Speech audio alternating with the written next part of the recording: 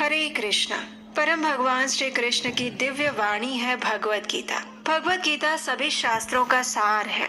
इस संपूर्ण विश्व में ऐसा कोई ज्ञान नहीं जो भगवत गीता में समाहित न हो। और इसी भगवत गीता का प्राकट्य दिवस आता है प्रत्येक वर्ष मार्गशीर्ष मास के शुक्ल पक्ष की एकादशी के दिन। और इसी उपलक्ष्य में इस समय हम श्रवण कर रहे हैं भगवत गीता के महात्म्य का दर्शन कराती हुई अनेक कथाओं का। आज हम भगवत गीता के 10वें अध्याय के महात्म्य की कथा का श्रवण करेंगे। तो चलिए आज की कथा आरंभ करते हैं। भगवान शिव ने माता पार्वती से कहा, हे सुंदरी, अब मैं आपको 10वें अध्याय की कथा का श्रवण करवाता हूँ। ये कथा स्वर्ग रूपी दुर्ग में जाने के लिए अत्यंत सुंदर सोपान स्वरूप है और वो अत्यंत तेजवान प्रभाव की चरम सीमा जैसा है। एक समय काशीपुरी में धीर बुद्धि नाम से एक विख्यात ब्राह्मण रहता था, जो मेरे अंदर नंदी के समान भक्ति रखता था। वो अत्यंत पावन कीर्ति के अर्जन में तत्पर रहने वाला था। वो शांत चित्त था, हिंसा, कठोरता और दुस्साहस से दूर रहने वाला था। वो जितेंद्रिय होने के कारण निवृत्ति मार्ग में ही स्थित रहता था।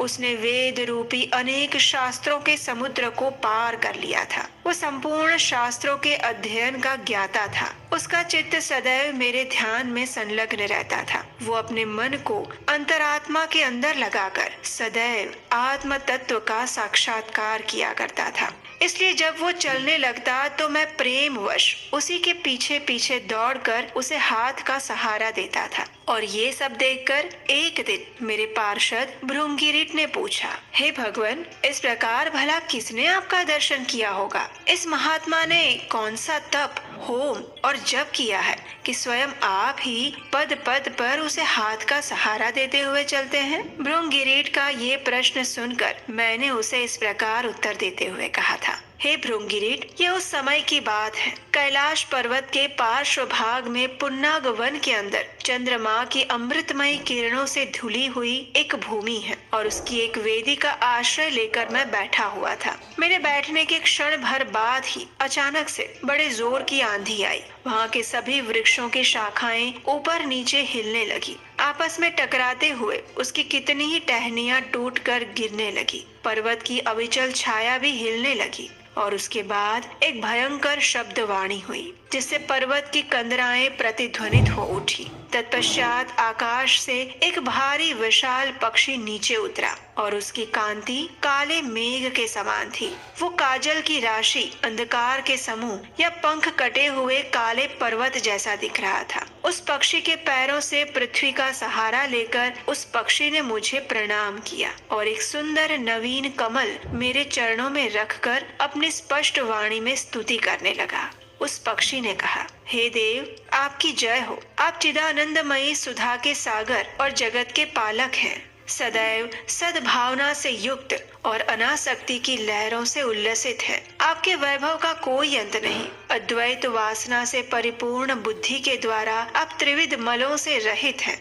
आपने भयंकर ललाट रूपी महासर्प की विष ज्वाला से आपने कामदेव को भस्म किया है। आपकी सदैव जय हो। आप प्रत्यक्ष आदि प्रमाणों से दूर होते हुए भी प्रमाण्य स्वरूप हैं। आपको बारंबार नमस्कार है। हे चैतन्य के स्वामी, त्रिभुवन रूपधारी, आपको प्रणाम है। मैं श्रेष्ठ योगियों द्वारा चुंबित आपके उन चरण कमलों की वंदना करता हूँ, जो अपार भव सागर के पार उतरने में अद्भुत शक्तिशाली है। हे महादेव, साक्षात देव गुरु बृहस्पति भी आपकी स्तुति करने की धृष्टता नहीं कर सकते। सहस्त्र मुखों वाले नागराज शेष भी इतने सामर्थ्यवान नहीं हैं कि वे आपकी स्तुति कर पाए, आपके गुणों का वर्णन कर पाए। फिर मेरे जैसी छोटी बुद्धि वाले पक्षी की तो विसात ही क्या है। इस प्रकार उस पक्षी के द्वारा किए हुए स्तोत्र को सुनकर मैंने उस पक्षी से पूछा, हे विहंगम, तुम कौन हो और कहाँ से आए हो? तुम्हारी आकृति तो हंस जैसी दिख रही है, लेकिन तुम्हारा रंग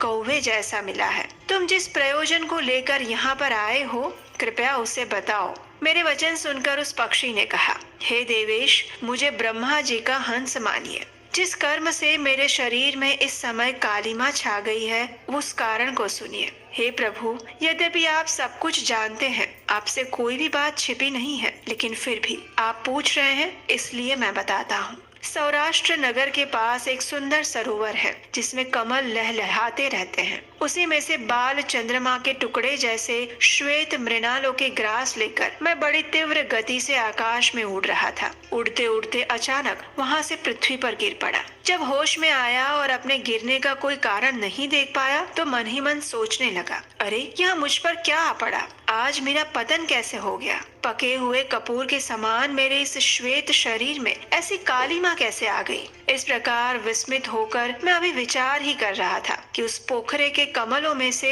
मुझे एक वाणी सुनाई दी। उस वाणी ने कहा, हे हंस, उठो, मैं तुम्हारे गिरने और काले होने का कारण बताती हूँ। ये सुनकर मैं अचानक ही सरोवर के बीच में गया और वहाँ 5 कमलों से युक्त एक सुंदर कमलिनी को देखा। उसको प्रणाम करके मैंने उसकी प्रदक्षिणा की और फिर अपने पतन का कारण पूछा। उस कमलिनी ने कहा, हे हंस, तुम आकाश मार्ग से मुझे लांघ कर गए हो और उसी पातक के परिणाम स्वरूप तुम्हें पृथ्वी पर गिरना पड़ा। उसी के कारण तुम्हारे शरीर में कालीमा छा गई है। तुम्हें गिरा हुआ देखकर मेरे हृदय में दया भर आई और जब मैं इस मध्यम कमल के द्वारा बोलने लगी हूँ, उस समय मेरे मुख से निकली हुई सुगंध को सूंघकर 60,000 भंवरे स्वर्ग लोक को प्राप्त हो गए हैं। हे पक्षीराज, जिस कारण मुझ में इतना वैभव और ऐसा प्रभाव आया है, उसका कारण अब मैं तुम्हें सुनाती हूँ। ध्यान से सुनना। इस जन्म से पहले तीसरे जन्म में मैं इस पृथ्वी पर एक ब्राह्मण की कन्या के रूप में उत्पन्न हुई थी। उस समय मेरा नाम सरोज वदना था।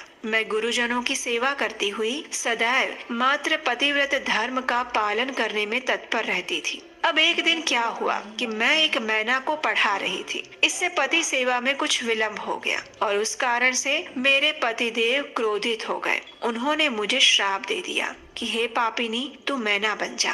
मरने के बाद यद्यपि मैं मैना ही हुई, फिर भी पतिव्रत्य के प्रसाद से मुनियों के घर में मुझे आश्रय मिल गया। मैं जिनके घर में रहती थी वे ब्राह्मण प्रतिदिन प्रातः काल में विभूति योग नाम से प्रसिद्ध भगवत गीता के 10वें अध्याय का पाठ किया करते थे और मैं उस पापहारी अध्याय को प्रतिदिन सुना करती थी। समय आने पर मैंने अपने इस मैना के पक्षी रूप शरीर का त्याग कर दिया और 10वें अध्याय के महात्म्य से स्वर्ग लोक में अप्सरा बन गई। मेरा नाम पद्मावती हुआ और मैं पद्मा की प्यारी सखी हो गई। एक दिन मैं विमान से आकाश मार्ग में विचरण कर रही थी और उस समय सुंदर कमलों से सुशोभित इस रमणीय सरोवर पर मेरी दृष्टि पड़ी। इसमें उतरकर जैसे ही मैंने जल क्रीड़ा करना आरंभ किया, वैसे ही दुर्वासा मुनि वहां पर आ गए। उन्होंने मुझे वस्त्रहीन अवस्था में देख लिया और उनके भय से मैंने स्वयं ही इस कमलिनी का रूप धारण कर लिया। मेरे दोनों पैर 2 कमल हुए, दोनों हाथ भी 2 कमल हो गए और बाकी के अंगों के साथ मेरा मुख भी एक कमल हो गया। इस प्रकार मैं 5 कमलों से युक्त बन गई। मुनिवर दुर्वासा ने मुझे देखा। उनके नेत्र क्रोध अग्नि से जल रहे थे और उन्होंने मुझे कहा, हे पापिनी, तू इसी रूप में 100 वर्षों तक पड़ी रह। ये श्राप देकर वे क्षण भर में वहां से अंतर्ध्यान हो गए। कमलिनी होने पर भी विभूति योग अध्याय के महात्म्य से मेरी वाणी लुप्त नहीं हुई है। मुझे लांघने मात्र के अपराध से तुम पृथ्वी पर गिरे हो। हे पक्षीराज, यहाँ खड़े हुए तुम्हारे सामने ही आज मेरे श्राप की निवृत्ति हो रही है, क्योंकि आज 100 वर्ष पूरे हो चुके हैं। मेरे द्वारा गाए जाते हुए उस उत्तम अध्याय को तुम भी सुनो और उसके श्रवण मात्र से तुम भी आज ही मुक्त हो जाओगे। इस प्रकार कहकर पद्मिनी ने स्पष्ट और सुंदर वाणी में भगवत गीता के 10वें अध्याय का पाठ किया और वह मुक्त हो गई। उसे सुनने के बाद उसी के दिए हुए इस उत्तम कमल को लाकर मैंने आपको अर्पित किया है। इतनी कथा सुनाकर वो पक्षीराज ने अपना शरीर भगवान शिव के सामने छोड़ दिया। ये एक ऐसी अद्भुत घटना हुई और वही पक्षी अब 10वें अध्याय के प्रभाव से ब्राह्मण कुल में उत्पन्न हुआ है। जन्म से ही अभ्यास होने के कारण बाल्यकाल से ही उसके मुख से सदैव गीता के 10वें अध्याय का उच्चारण कर रहा है। 10वें अध्याय के अर्थ चिंतन का ये परिणाम हुआ है कि वो सब भूतों में स्थित शंख चक्रधारी भगवान विष्णु का सदैव दर्शन करता रहता है। उसकी स्नेह पूर्ण दृष्टि जब कभी भी किसी भी देहधारी शरीर पर पड़ जाती है तो वो चाहे शराबी, मदिरा पान करने वाला, ब्रह्म हत्यारा ही क्यों ना हो, लेकिन वो मुक्त हो जाता है। पूर्व जन्म में अभ्यास किए हुए उस 10वें अध्याय के महात्म्य से उसको ये दुर्लभ तत्व ज्ञान मिला है और उसने जीवन मुक्ति पा ली है। इसीलिए जब वो रास्ता चलने लगता है तो मैं उसे हाथ का सहारा देता हूँ। हे भृंगिरीटे, ये सभी 10वें अध्याय की महामहिमा है। हे पार्वती, इस प्रकार मैंने भृंगिरीट के सामने जो पापनाशक कथा कही थी वही आज मैंने तुम्हें सुनाई है। चाहे कोई स्त्री हो या पुरुष, कोई भी क्यों न हो, उसे इस भगवत गीता के 10वें अध्याय के श्रवण मात्र से सभी आश्रमों के पालन का फल स्वतः मिल जाता है। तो ये थी आज की हमारी भगवत गीता के 10वें अध्याय की कथा। हमें आशा है कि ये कथा आपको अच्छी लगी होगी। इसका श्रवण मात्र करने से मनुष्य जन्म जन्म के पातकों से मुक्त होकर परम भगवान श्री हरि की विशेष कृपा प्राप्त कर लेता है। सिर्फ भगवत गीता के 10वें अध्याय का श्रवण, पठन या चिंतन करने से इतना अधिक फल मिलता है, तो जरा सोचिए, संपूर्ण भगवत गीता का अध्ययन करने से, उसे अपने जीवन में उतारने से हम कितने भाग्यशाली बन सकते हैं। और हम आपसे मिलेंगे इसी कथा श्रृंखला की अगले अध्याय की कथा के साथ बहुत जल्द। हरे कृष्ण।